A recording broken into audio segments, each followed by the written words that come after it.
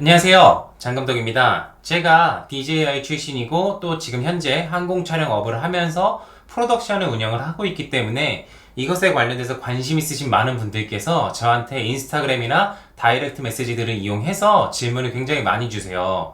오늘은 그 이야기를 좀 해볼까 하는데요. 가장 많이 질문 주셨던 것 중에 하나는 드론 자격증이 있으면 과연 먹고 사는데 미래의 먹거리에 문제가 없는지 질문을 굉장히 많이 주셨어요.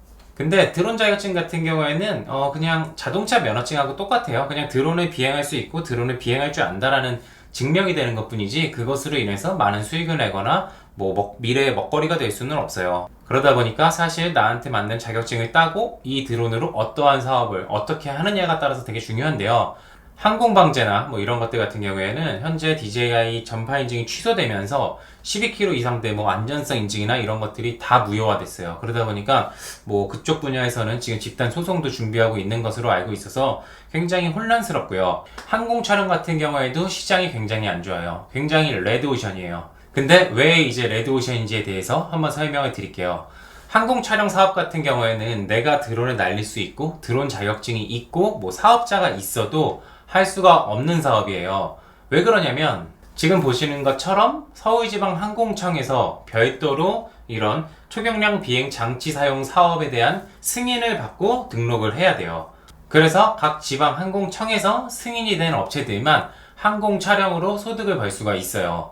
근데 현재 드론을 굉장히 많이 보급화되고 드론이 쉬워지고 또 그리고 프로덕션들이 많아지면서 항공 촬영 같은 경우에 외주를 주는 것보다 그냥 우리가 자체적으로 해결하지. 그리고 내가 회사를 다니면서 드론 비행을 할 줄 아는데 숨고나 이런 곳에서 프리랜서들을 쉽게 모집을 하니까 내가 용돈벌이식으로 해볼까? 이러다 보니까 굉장히 항공 촬영을 하는 사람들은 많아지고 단가는 내려가게 됐어요. 근데 단가에 대해서는 사실 할 말이 없는 게 우리나라는 자유경쟁 시장이다 보니까 단가에 대해서는 뭐라고 이야기를 할 게 없어요. 내가 항공 촬영이 실력이 별로여가지고 한 10만원만 받는다. 그러면 10만원이 되고 20만원만 받는다. 20만원 되고 내가 예를 들어 실력이 너무 뛰어나서 난 100만원 이상 받아야겠다 하면 100만원 이상 받아도 찾는 사람이 있고 수요가 있다라면 충분히 괜찮은데 문제는 이러한 경우에서 항공 촬영 사용 사업이 등록이 되어 있지 않는 분들이 이제 겸업으로 아르바이트 형식으로 항공 촬영을 하면서 나는 그냥 간단하게 찍어주는 거니까 한 조금만 받지 이러면서 시장이 레드오션이 되고 단가가 내려가면서 굉장히 항공 촬영 하시는 분들이 힘들어요.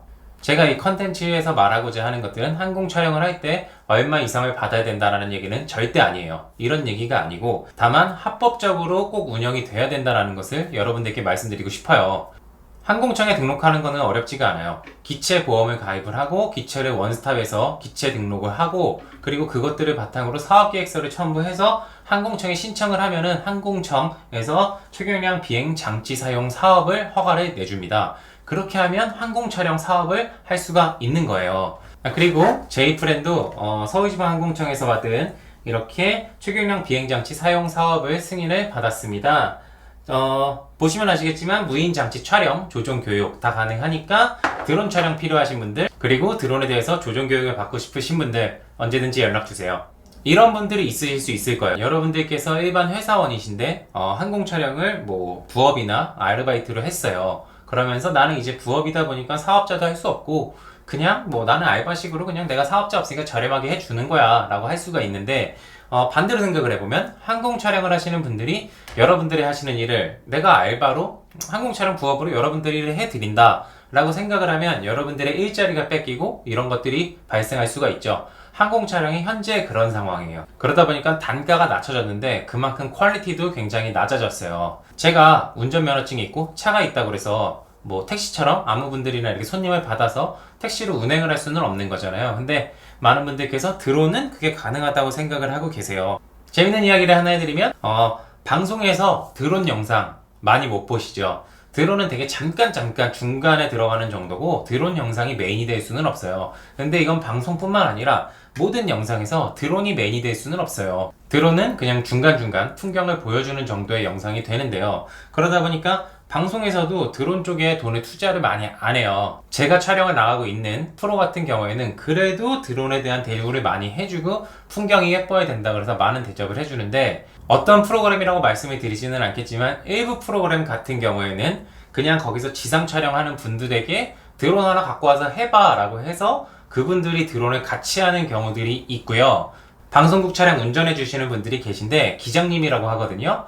이 기장님들은 방송국 직원이 아니고 외주다 보니까 뭐 SBS, KBS, MBC, 뭐 JTBC, 뭐 TVN 온갖 곳들의 촬영을 다 이렇게 운전을 해서 감독들이나 스태프들이 이동하기 편안하게 운전을 해주세요. 근데 이 기장님들도 방송 촬영 동안 대기 시간이 길다 보니까 드론이 취미이신 분들이 많아요. 그런데 이제 제가 아는 기장님이 제가 촬영을 할 때 되게 유심히 막 오셔서 물어보시고 배우시더라고요. 그래서 기장님이 취미신데 되게 열심히 하신다라고 해서 물어봤는데 어떠한 프로에서 이제 기장님한테 돈을 주지는 않고 드론이 있으신 걸로 아는데 항공 촬영을 좀 도와달라고 그래서 기장님이 거절을 할 수는 없으니까 그냥 그 일을 해줘서 하고 계시다는 얘기를 들었어요. 당연히 그분들 같은 경우에는 이제 방송국에서 요청을 하니까 어쩔 수 없이 하게 되는 건데, 이런 것들이 되게 많아지고 뭐 프리랜서들도 많아지고 개인적으로 뭐 회사원인데 항공 촬영을 하고 이런 것들이 많아지다 보니까 아무래도 항공 촬영 업으로만은 힘든 게 사실이에요.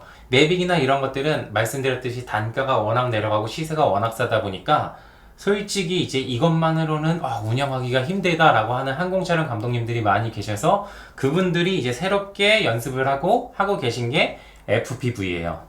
FPV 같은 경우에는 이제 솔직히 연습 시간이 정말 많이 필요하다 보니까 이제 아무나 쉽게 접근을 할 수가 없잖아요. 그러다 보니까 FPV는 항공 촬영에 일반 항공 촬영에 한 1.5배 정도, 많으면 2배 정도에까지 페이가 되고 있는 상황이에요. 그러다 보니까 FPV로 굉장히 몰리는 현상들이 발생을 하고 있고요.